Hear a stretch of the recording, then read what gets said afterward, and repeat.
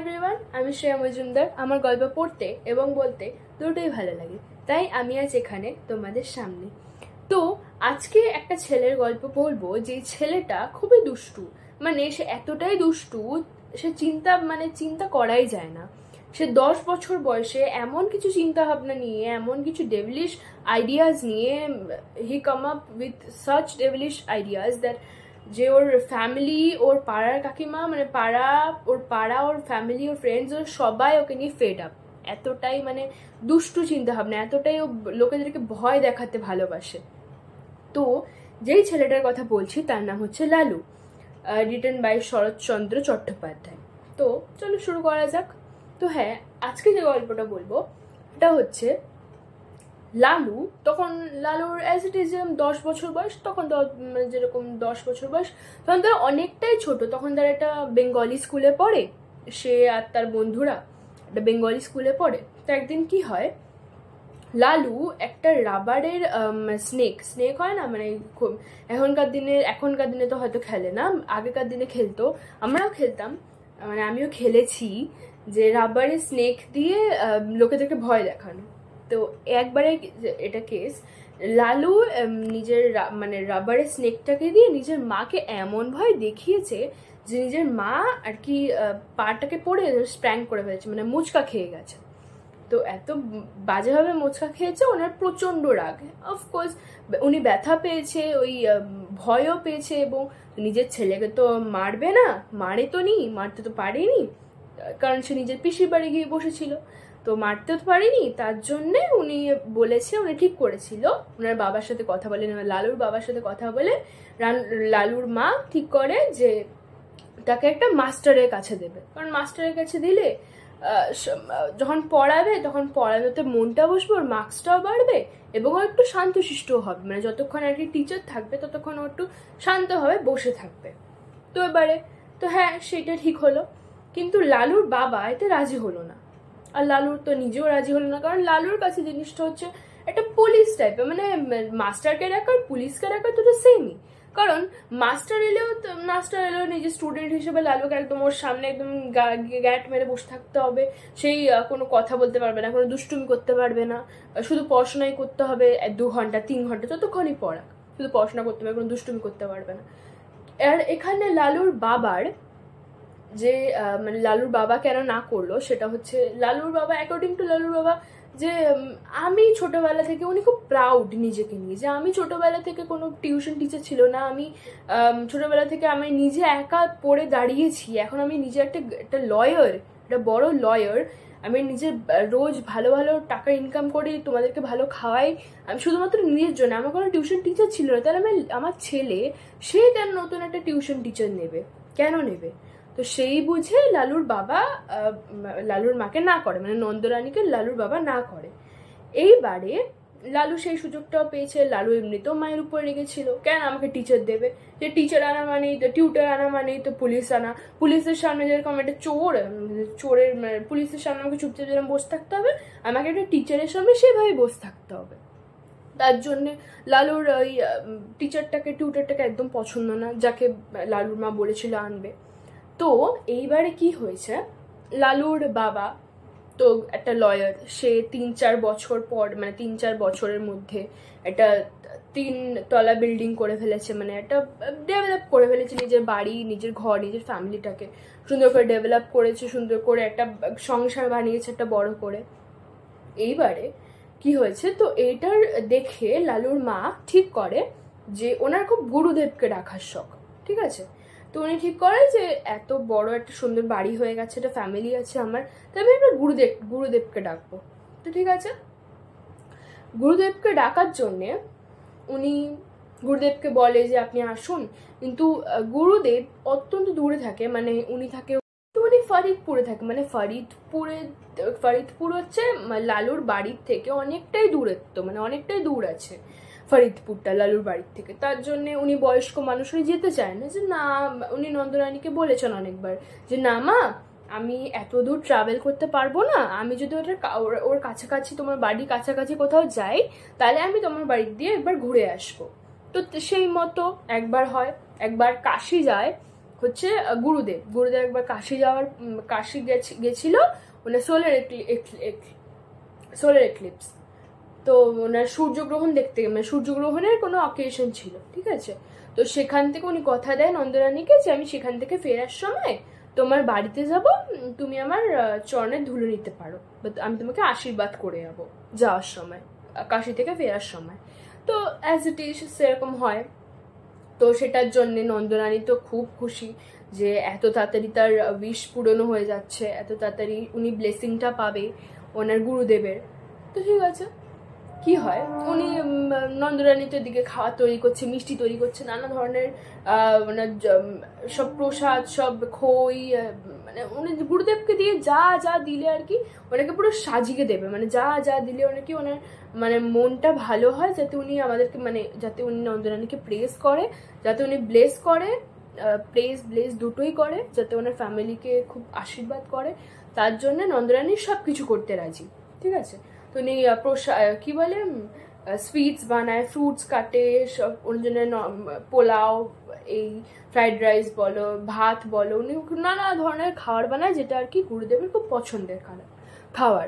তো as it is সেরকম বানানো হয়। তো এবার গুরুদেব আসে, গুরুদেবের আস্তে আস্তে বিকাল হয়ে যায়।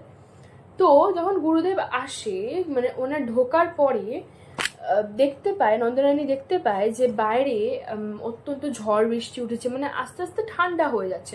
বৃষ্টি হলে কি হয়, দুদিন ধরে আমাদের বৃষ্টি চলছিল, রেইনি সিজন হবেই, তো বৃষ্টি হলে কি হয়, ওয়েদারটা ঠান্ডা হয়ে যায়, যতটা গরম ছিল ততটা থাকে না, একটু ঠান্ডা হয়ে যায়। তো সেরকমই হয়েছে, ঠান্ডা হাওয়া বইছে, নর্দার্ন উইন্ডস বইছে, ওদিকে বৃষ্টি পড়ছে, ওর ওয়েদারটা একদম ঠান্ডা হয়ে যায়, যে গরম যেটা হিউমিড জিনিসটা থাকে সেই জিনিসটা চলে যায়। তো ভাল লাগছে বেশ। তখন এবার উনি ঢুকেছে, এবার ওনার জন্য মানে গুরুদেব ঢুকেছে, এবার গুরুদেবের ঢোকার জন্য মানে উঠেছে, ওনাকে নমস্কার করেছে, ওনাকে ওয়েলকাম করেছে, ওনার জন্য একটা ঘরের মধ্যে একটা কোনায় বেড রেখেছে, যে এক্সকিউজ মি, একটা কোনায় বেড রেখেছে, যে বেডের মধ্যে উনি শুতে পারবে, তার মধ্যে সুন্দর করে মশারি টাঙিয়ে দিচ্ছে নিজের হাতে। নন্দরানী কিন্তু নিজের হাতে মশারিটাকে টাঙিয়েছে, ঠিক আছে। তো এইবারে মশারি টাঙিয়েছে, ওদিকে একটা কোনায় বেড, আর একটা কোনায় রেখেছে হচ্ছে ওনার ওয়ার্শিপের জন্য একটা মন্দির টাইপের তুলে দিয়েছে, যেখানে একটু ঠাকুর রয়েছে, উনি যাতে সকালবেলা একটু ওয়ার্শিপ করতে পারে। কারণ বয়স্ক মানুষ তো, নন্দরানী আর চায়নি অনেকে কষ্ট দিয়ে একবার উপর নিচ করাতে, মানে উপরে নন্দরানীদের উপরে 3 তলার উপরে হচ্ছে ঠাকুরের জায়গাটা, ঠাকুর পুজোর জায়গাটা, কিন্তু নন্দরানী আর চায়নি যে উনি ওঠা নামা করবে, বেকার শুধু ওঠানামা করলেই তো আবার ওনার পায়ে ব্যথা হবে, উনি যদি তাতে একটু খারাপ ভাবে। তো তার জন্যে একদম ওনার সব মানে বেডটার পাশে একটা সাইডেই ওরকম ঠাকুরের জায়গাটা করে দিয়েছে, যাতে উনি সকালবেলা উঠে ওখানে পুজো অর্চনা করতে পারে, ঠিক আছে। তো এবারে যথারীতি উনি রাত্রিবেলা ওনাকে পেট ভরে খেতে দেওয়া হয়, একদম পোলাও বলো, ভাত বলো, মিষ্টি বলো, ফ্রুটস বলো, জল বলো, সব কিছু ভালো মতো দেয় নন্দরানী ওনাকে একদম সুন্দর করে সাজিয়ে একদম ভালো মতো খেতে দেয়। তো ঠিক আছে, ওনার খাওয়া দাওয়া হয়ে যায়। তো হয়ে যাওয়ার পরে এবার উনি অত্যন্ত টায়ার্ড ছিলেন, কারণ কাশি থেকে ওদের বাড়ি অবধি অনেকটাই রাস্তা, তো উনি অত্যন্ত টায়ার্ড ছিলেন। ওই অকেশনটা সেলিব্রেট করেও উনি অত্যন্ত টায়ার্ড ছিলেন বলে উনি বেডে মানে শুতে চলে যায়।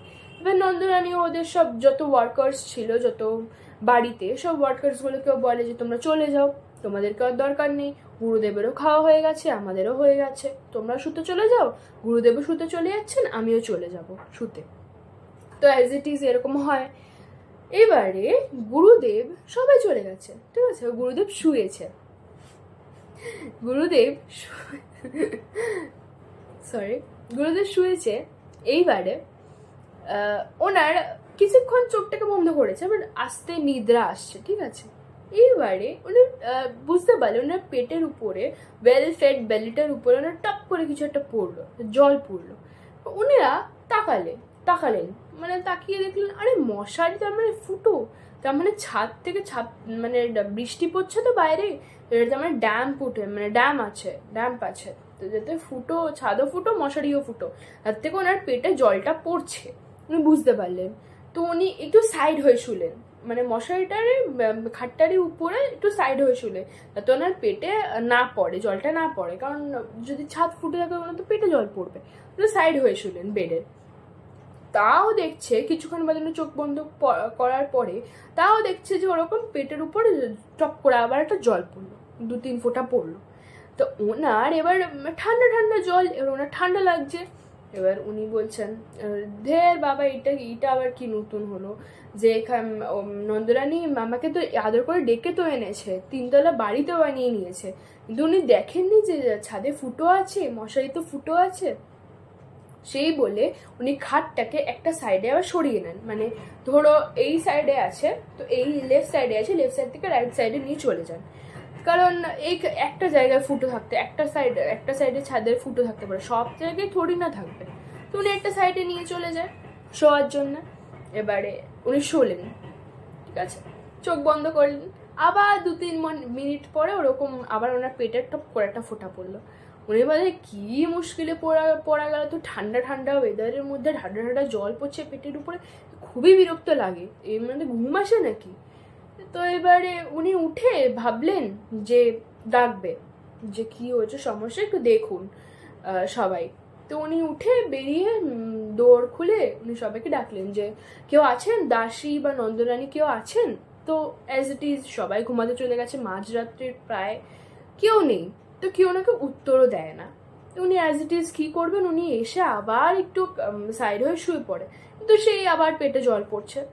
এবার কি করেন, এবার উনি বিরক্ত হয়ে ভাবেন যে বাইরে গিয়ে বসবেন, গায়ে কম্বল মুড়ি দিয়ে বাইরে গিয়ে বসবেন, কারণ ঘরের ভিতর যদি ড্যাম থাকে, এমনি তো ড্যাম থাকলে কি হয় যে আমাদের সিলিং নষ্ট হয়ে যায়, সিলিং বাই চান্স যদি ভেঙে পড়ে মাথায় শেষ, ঠিক আছে। তো সেই ভেবে উনি বাইরে গিয়ে বসলেন, মানে দুয়ার যেটা বলে না, ওই দুয়ারে গিয়ে বসলেন।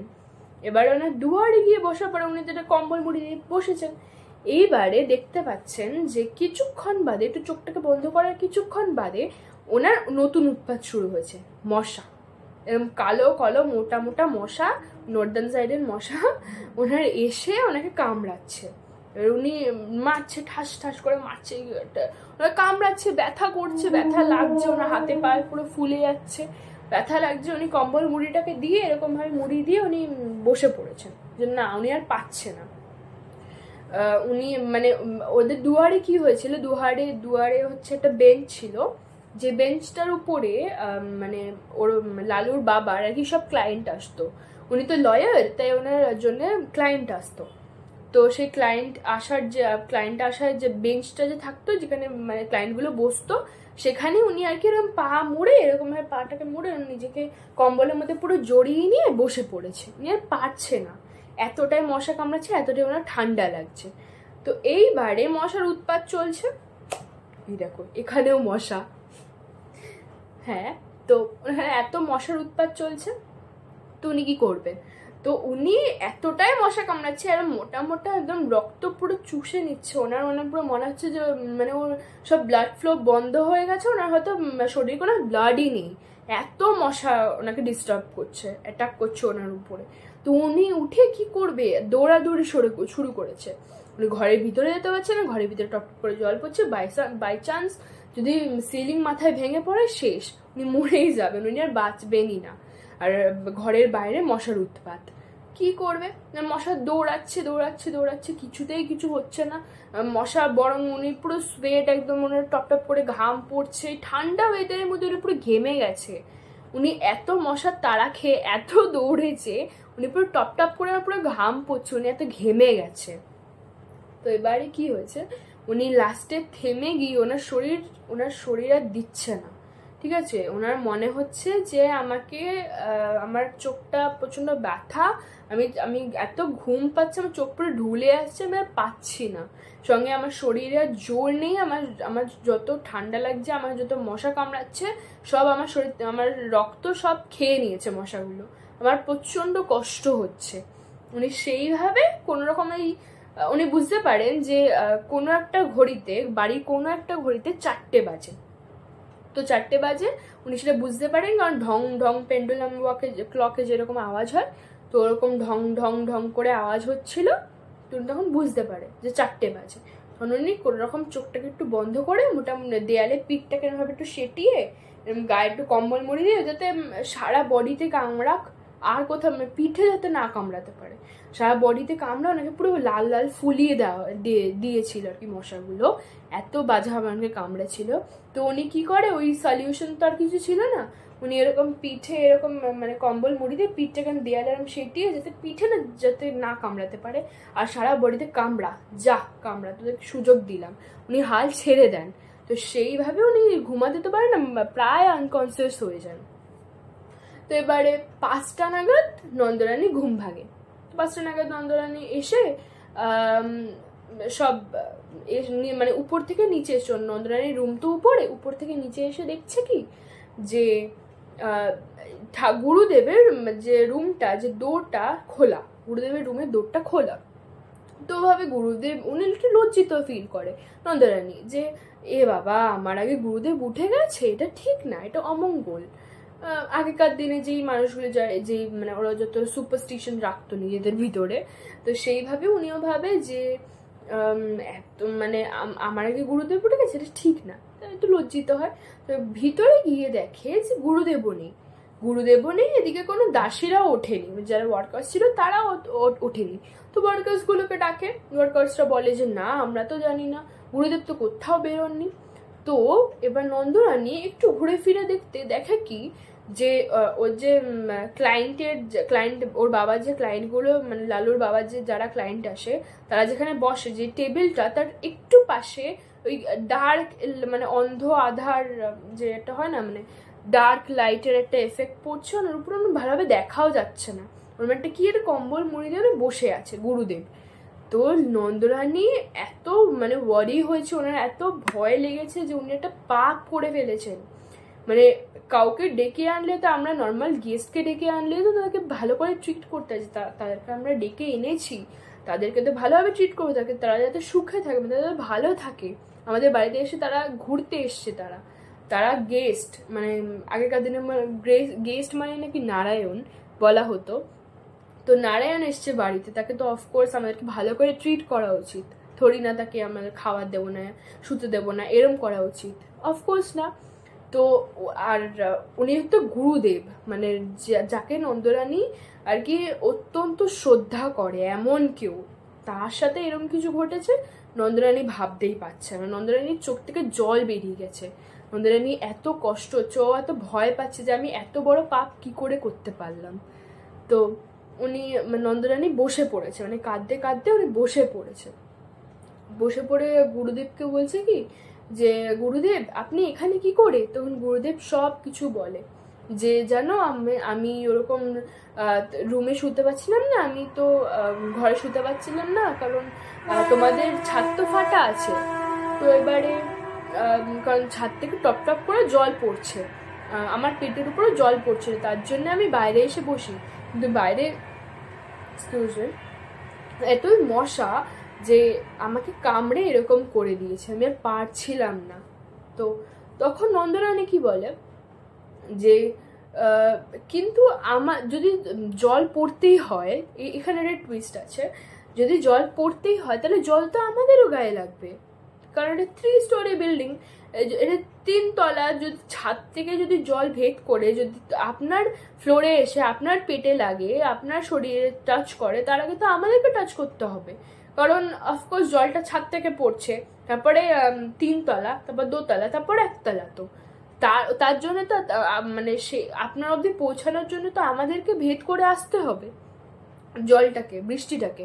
তো উনি বলেন আমি জানি না। তো তখন নন্দরানী বুঝতে পারে যে এই ডেভিলিশ আইডিয়াটা কার, এই একদম বদমাইশিটা কার, মানে এত বড় ডেয়ারিং, এতটা ডেভিল কে হতে পারে। বুঝতে পারে লালু। তো এবার সবাই, উনি চিৎকার করে ওঠে, কাঁদতে কাঁদতে চিৎকার করতে করতে উনি দাসীগুলোকে বলে যাও লালুকে ডেকে নিয়ে আসো। কে হয় ওর এত বড় আস্পর্ধা কে দিয়েছে যে ও গুরুদেবের সাথে এটা করলো। তখন তো অ্যাজ ইট ইজ সকাল সকাল এরকম নন্দরানী খেপে গেছে, আর লালুর বাবা আর কি উপর থেকে আসছে যে সকাল সকাল তুমি চিৎকার করছো কেন, লালু কি করেছে। তো এবারে নন্দরানী পুরো জিনিসটা বলে। লালুর বাবা তো এতটাই লজ্জিত, উনিও তো লজ্জিত, উনিও তো লজ্জা ফিল করছে, উনি এরম আস্তে করে মুখটাকে লুকিয়ে নেয়, মানে ওনার মুখ দেখানোর মতন ওনার আর মানে সেই ইসেটাই নেই, ওনার সেই ফিলিংসটা আসে না যে উনি মুখটাও দেখাতে পারবে, উনি এতটাও লজ্জা পেয়েছে লালুর বাবা। তো এবারে এর মধ্যে গুরুদেব যে ছিল, গুরুদেব হেসে ফেলে, কারণ গুরুদেবের এখানে রাগ হয়নি, মানে গুরুদেব রাগ করতে পারেনি, মানে গুরুদেব নিজেও এতটা, গুরুদেব নিজেই এটা মানে ভেবেছে যে আমি এতটা কি করে ফুলিশ হতে পারলাম যে এটা 10 বছরের ছেলের, 10 বছরের ছেলের একটা একটা ট্রিক ধরতে পারলাম না, আমি এত বড় একটা বয়স্ক লোক হয়ে একটা 10 বছরের ছেলের ট্রিক ধরতে পারলাম না। তারপরে তো লালুকে খুঁজতে যাওয়া হয়, তার মধ্যে নন্দরানী গিয়ে দেখেও আসে যে মশারিটার মধ্যে এরকম আইস কিউব হয় না, আইস কিউব ওরকম এসের মধ্যে ঝোলানো, মানে সুতো দিয়ে বাঁধা, যাতে আইসটা উপরে ইসে থাকে, কি বলে, যে মশারিটা রয়েছে মশারিটার উপরে যাতে থাকে, আর যাতে টপ টপ করে গলতে গলতে যাতে জল পড়ে, ঠান্ডা ঠান্ডা জল পড়ে, বুঝেছে। আর আইস কিউবটা না এখনো রয়েছে, মানে হয়তো 2-3টে দিয়েছিল আর একটা এখনো রয়েছে, এখনো পুরোপুরি গলেনি। তো তখন নন্দরানী তো প্রচন্ড খেপে গেছে, তো সব পাঠায় আর কি দাসীদের, দাসীরা খুঁজে বলে না ও তো বাড়ি নেই, লালু বাড়ি নেই, লালু বাবু বাড়ি নেই। ব্যাস নন্দরানী বলে যে ও বাড়ি থাকবেও না, আমি জানি, ওকে পিসির বাড়িতে গিয়ে খুঁজে আসো, দেখো পিসির বাড়ি থেকে ওকে তুলে ঘাড় কি বলবো, তুলে নিয়ে আসো, ঘাড় তুলে নিয়ে আসো, মানে ওকে ঘাড় ধাক্কা দিয়ে ওখান থেকে বের করে আমার কাছে, আমার পায়ের সামনে নিয়ে আসো, আমি কি চাই, এক্ষুনি চাই। তো তখন দাসীরা কি করবে, দাসীরা গেছে, দাসীরা ওকে তুলতে গেছে, লালুকে নিয়ে আসতে গেছে ওর পিসির বাড়ির থেকে। লালু ওখানে পেট ভরে সব খাবার খাচ্ছে, ওকে পিসি খেতে দিয়েছে, তো এবারে পেট ভরেও জল খাবার খাচ্ছে। এবার সেই মুহূর্তে তখন গেছে দাসীরা গেছে ওকে আনতে, তখন ওর পিসিরা ওকে তাড়িয়ে দিয়েছে, লালুর যে পিসি ওই দাসীগুলোকে তাড়িয়ে দিয়েছে, যাও যাও যাও, তো এখন আসা যাবে না, এখনো খাচ্ছে, এখন আসা যাবে না, ও এখন জল খাবার খাচ্ছে, পেট ভরে খাবে আমার ছেলেটা, তারপরে তোমরা এসে ওকে নিতে পারবে। তো ওই বলে দাসীগুলোকে তাড়িয়ে দিয়েছে। দাসী এসে তো ওই লালুর মায়ের মানে নন্দরানীকে বলে যে এরকম ব্যাপার, ওকে ছাড়ছে না। এখন নন্দরানী খুব খেপে গেছিল, মানে খুব রেগে যায় যে আমি আজ ওকে মাস্টার এনে দেবো বলে ও এতটা রেগে গেল যে ও আমার গুরুদেব, যে গুরুদেব কিচ্ছু করেনি, যে গুরুদেব কোনো অন্যায় নেই, তার কোনো খারাপ নেই, সে এখানে এসছে আমাদের নারায়ণ হয়ে এসছে, সে এখানে তাকে আমরা পুজো করি, গুরুদেব সে আমাদের, আমরা তার পায়ে তুলল, তো সেটার জন্য তো তাকে ও এত বড় অসম্মান করলো, আমি লালুকে ছাড়বো না। তো এই নিয়ে এখানে স্টোরিটা শেষ। তো অ্যাজ ইট ইজ, যেরকম প্রত্যেকবার লালু বদমাইশি করে যেরকম 10-15 দিন বাদে ফিরে যায় নিজের বাড়িতে, যখন মা ঠান্ডা হয়, যখন বাবা ঠান্ডা হয়, তখন ফিরে যায় বাড়িতে, তখন আস্তে আস্তে থিতিয়ে যায় জিনিসটা, ওরা তো ভয় থাকে না মার খাওয়ার, একটু বকা শুনলেই হয়ে যায়। তো হ্যাঁ, এই হলো গল্পটা। আমার তো গল্পটা খুব ভালো লেগেছে। আমি মানে লালু এমন এমন কেস আছে যে, এইটা তো একটা শুনলাম, এটা মানে বললাম, এটা আর একটা বলবো যেটা নেক্সট এপিসোড আসছে, আর একটা লালুরই একটা এপিসোড আসবে, আর একটা যে লালুর ওই খাড়া তোলার কি বলে, ওই ও যে একবার বলি দিয়েছিল নরম, কি বলে, লালুর যে পাঠা বলিটা ছিল, যে 2টো পাঠা বলি দিয়েছিল, সেই যে তার মাথায় নাকি রক্ত চড়ে গেছিল, সে নাকি এমন ভান করছিল, সে এমন ভয় দেখিয়েছে যে পাড়ার লোকেদের, যে আর কি বলবো। তো হ্যাঁ, তো ওটা নেক্সট এপিসোডে বলবো, আজকে আর নয়। তো আজকের জন্য টাটা।